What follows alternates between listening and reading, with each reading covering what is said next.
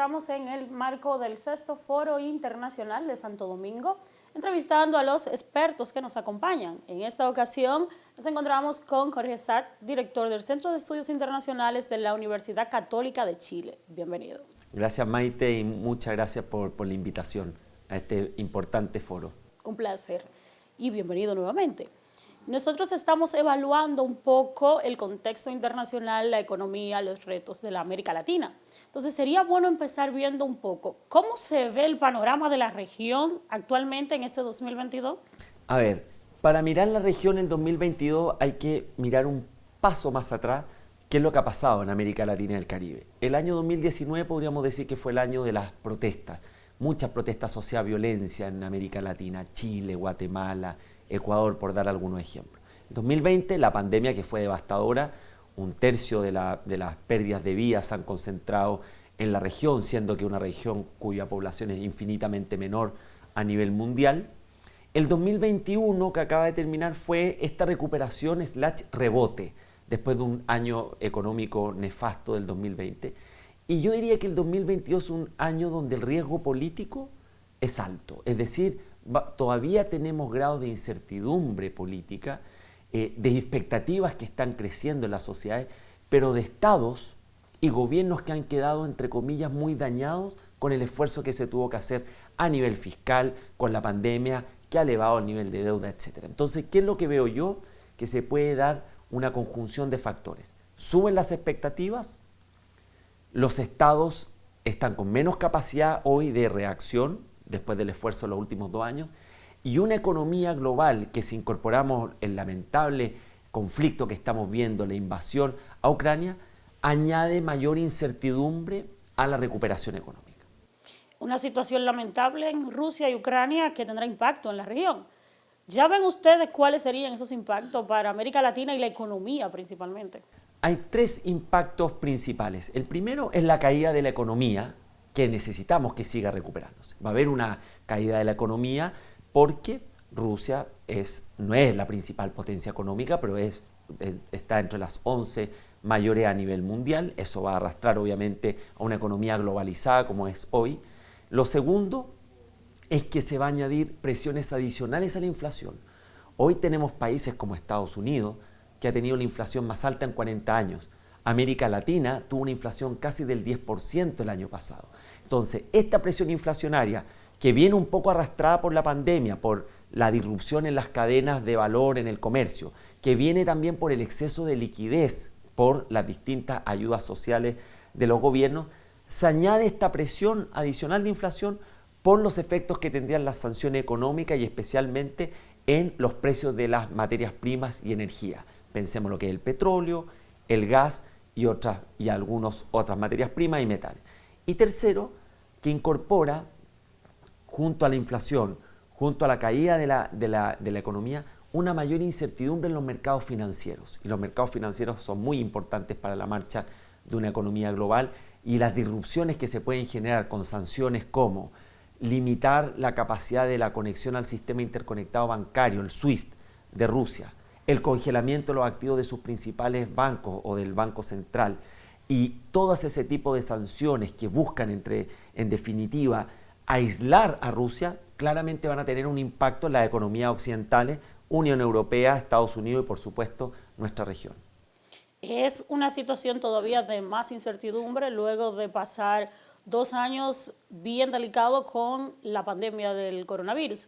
Justamente viendo la pandemia, ¿pasaron los países de la región con buena calificación la crisis del coronavirus? Yo diría que la región partió con una mala nota porque cuando llega la pandemia reveló que nuestros sistemas de salud en términos generales eran precarios, que había falta de capacidad hospitalaria, de gestión de equipamiento y del sector salud público en general, y eso queda desnudo, se revela con la pandemia. Segundo, fue muy lenta la cooperación o coordinación interregional en términos de ayudar a enfrentar la pandemia, de compartir soluciones, vías de cómo enfrentar una pandemia tan devastadora como la del COVID. Pero luego, cuando ya comienza la provisión de las vacunas, creo que si vemos el punto de llegada, América Latina hoy día el continente con mayor cobertura de vacunación en el mundo.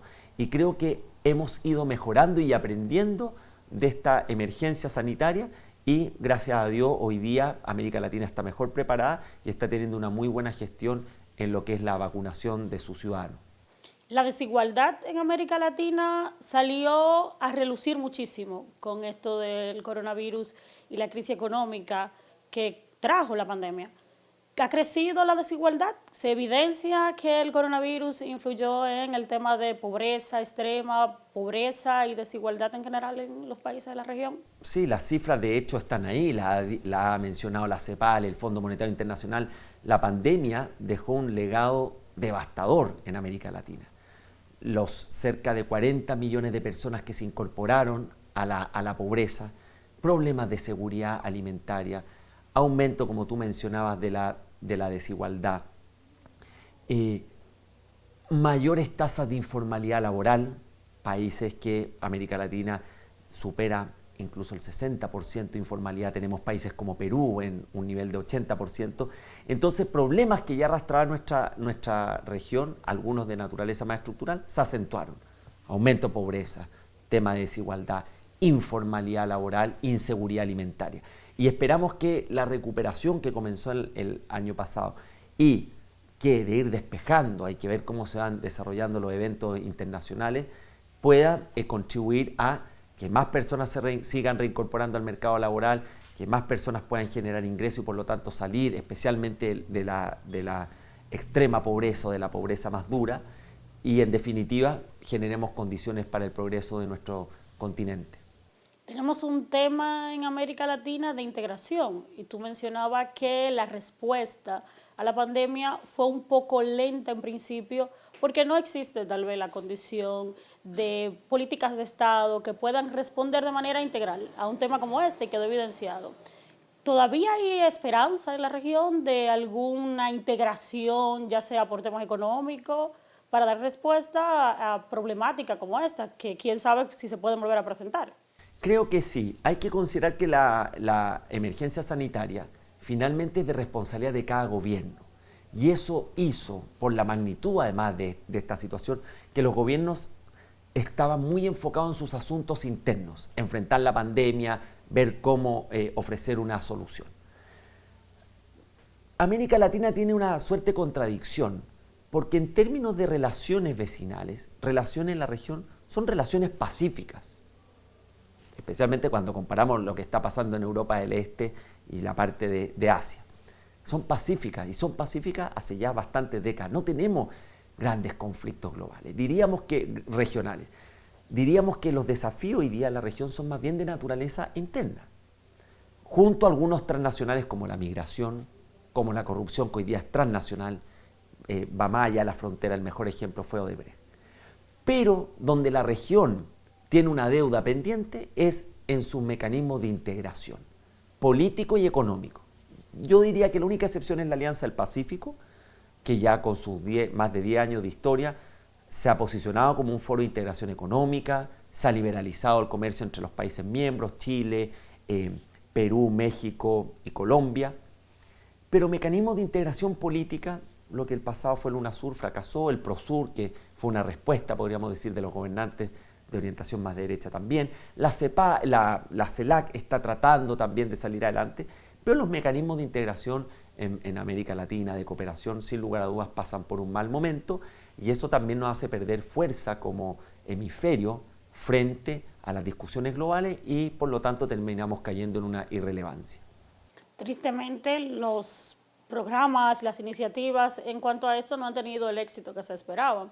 Tú tocabas algo muy importante, el tema de la migración. Justamente estamos viviendo en la región flujos migratorios inesperados que han generado respuesta de otros estados porque la situación en América Latina de manera general, pues económicamente no ha sido la mejor, fruto de la pandemia y de situaciones internas de cada estado. ¿Cómo está manejando América Latina el tema de la migración? Sabemos que hay una solidaridad entre los pueblos, pero también hay un tema de que el Estado tiene que garantizar a sus nacionales las políticas públicas para los que viven dentro del territorio de manera regular. Entonces tenemos situaciones de irregularidad migratoria, de grandes flujos.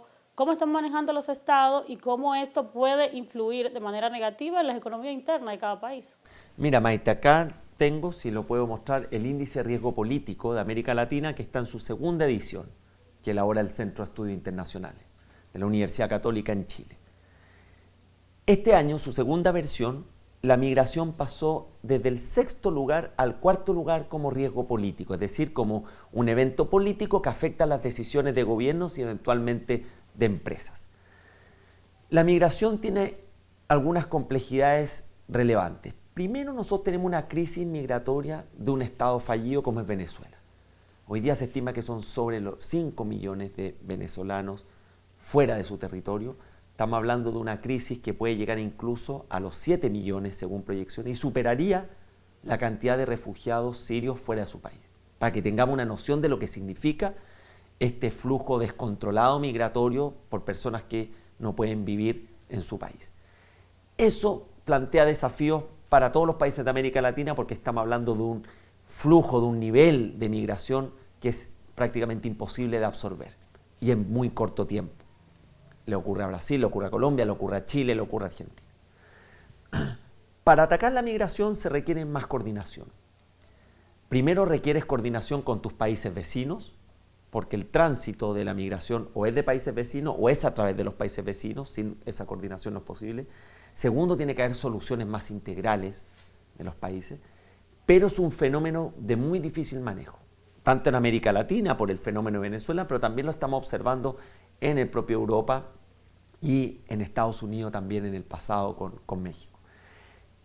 Creo que la crisis migratoria va a continuar. Mientras no se resuelva especialmente la situación de Venezuela, este problema va a seguir presente y, de acuerdo a nuestras estimaciones, va a ser una prioridad en la agenda social, en la agenda pública, porque también subyace a esta crisis migratoria una tensión social que cada vez se hace más visible en los países que están recibiendo la migración, sobre todo cuando es migración irregular, poco organizada y cuando son grandes flujos en muy poco tiempo.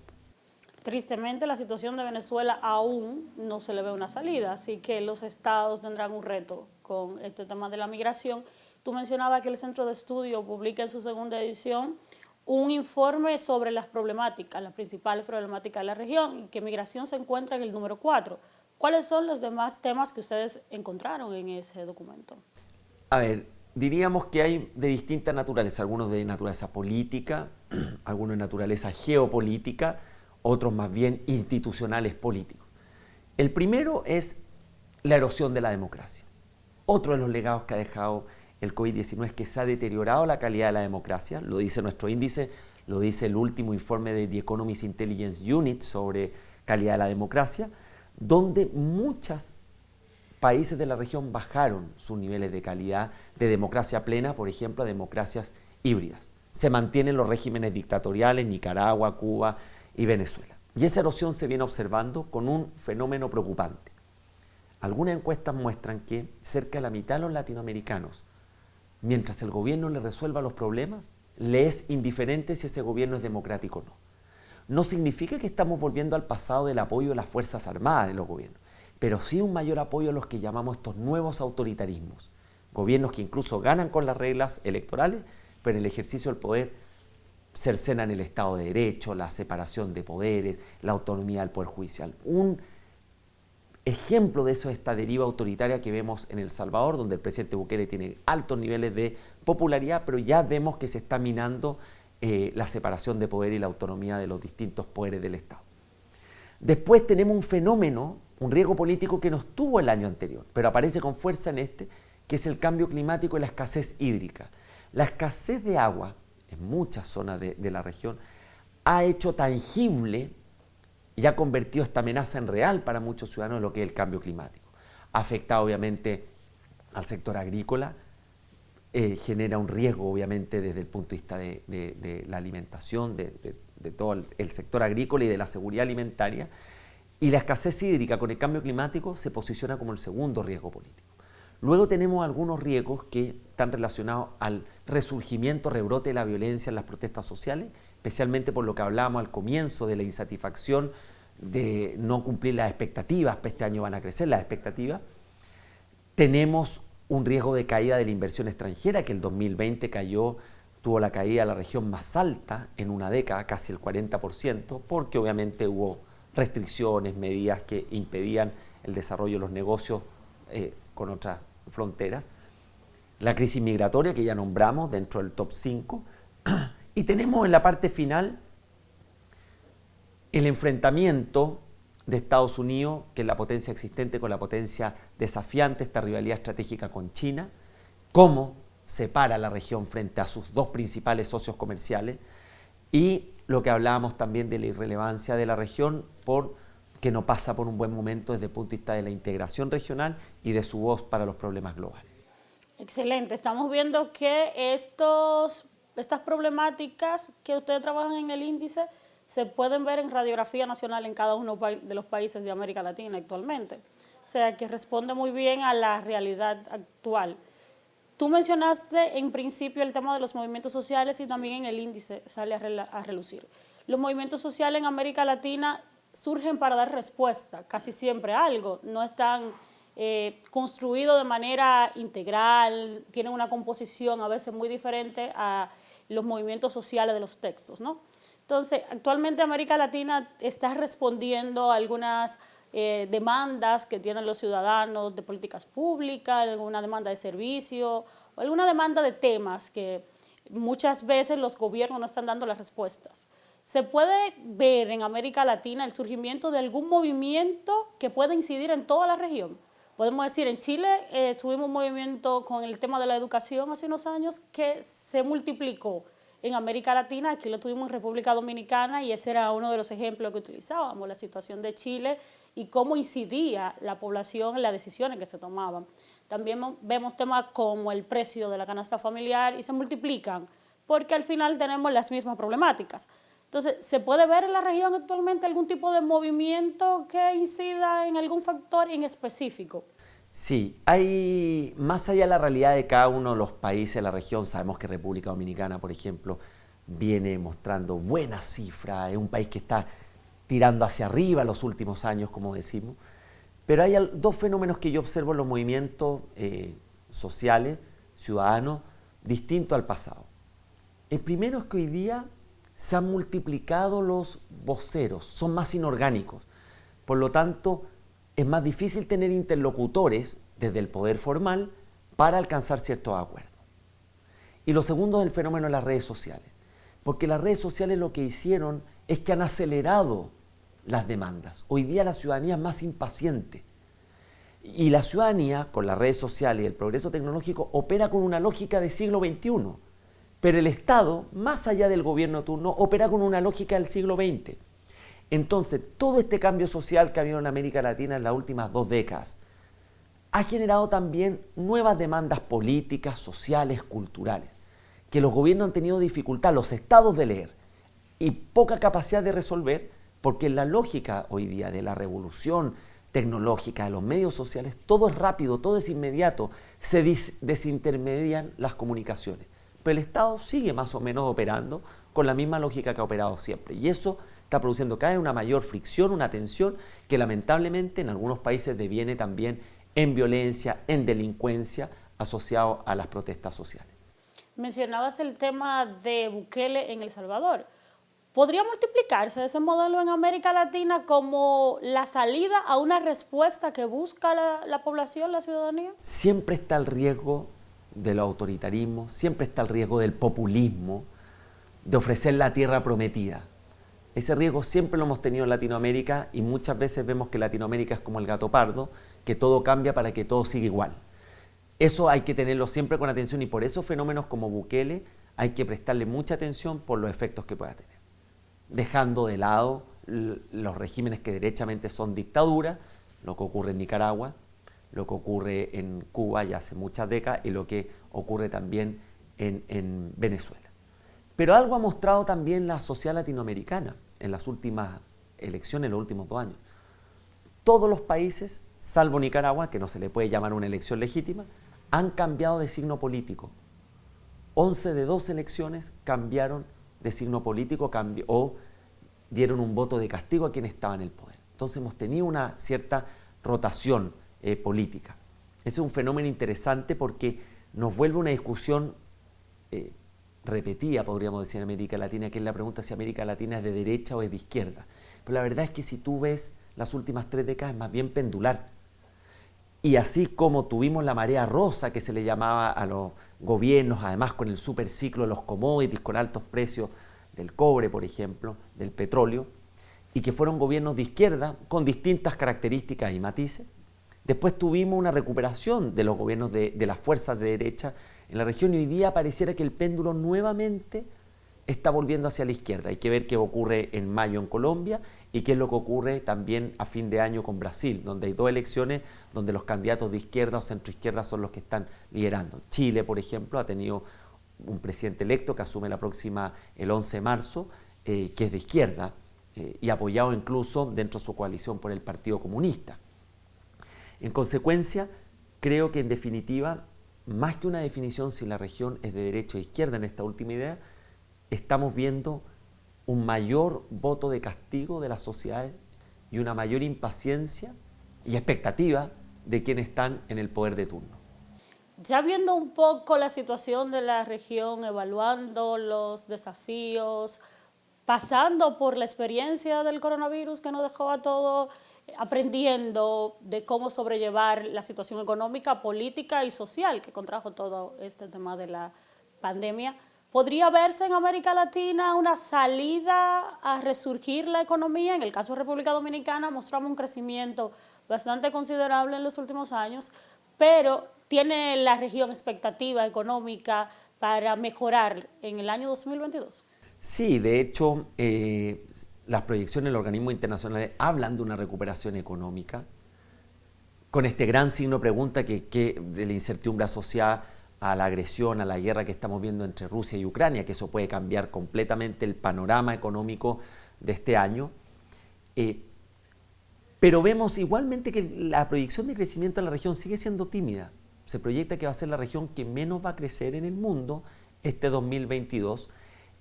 Y yo diría, Maite, que hay un desafío más estructural de la región. La región sigue, en términos generales, mostrando una debilidad en sus instituciones. Y eso trasciende el COVID, trasciende una crisis política específica, es algo más permanente. Falta construir más capacidad en el Estado, falta fortalecer las instituciones, y ese es un desafío que mientras no lo acometa de manera seria la región, va a tener siempre ese talón de Aquiles o esa deficiencia que, claro, le puede permitir crecer económicamente, pero muchas veces ese crecimiento económico no va a ser sostenido en el tiempo. Y por otra parte, tenemos un elemento de confianza en la política y en las instituciones públicas que siguen niveles extraordinariamente bajos. Las instituciones claves para la democracia en nuestro hemisferio, Congreso, partidos políticos, presidentes, Poder Judicial, en promedio no superan el 25%. Entonces, con niveles bajos de confianza pública, sigue, a su vez, generando el riesgo de que emerjan o que aparezcan estos líderes populistas o de corte más bien autoritario, que lo que ofrecen es el borrón y cuenta nueva, o que miran o generan un relato de que el pueblo está en contra de todo eso, siendo que estas personas también forman parte de esa propia política. Entonces, la debilidad institucional que todavía observa la región y los bajos niveles de confianza pública creo que son desafíos que tenemos que seguir trabajando y que ya son más bien estructurales en nuestra región. Un conversatorio súper interesante. Han hecho un trabajo muy valioso del Centro de Estudio Internacional de la Universidad Católica de Chile. República Dominicana se siente muy complacido y la Fundación Global por acompañarnos. Ha sido un gusto y un placer, Jorge. Hasta la próxima. Muchas gracias, Maite, por la invitación y felicitaciones por todo lo que están haciendo junto al expresidente Fernández en Funglode.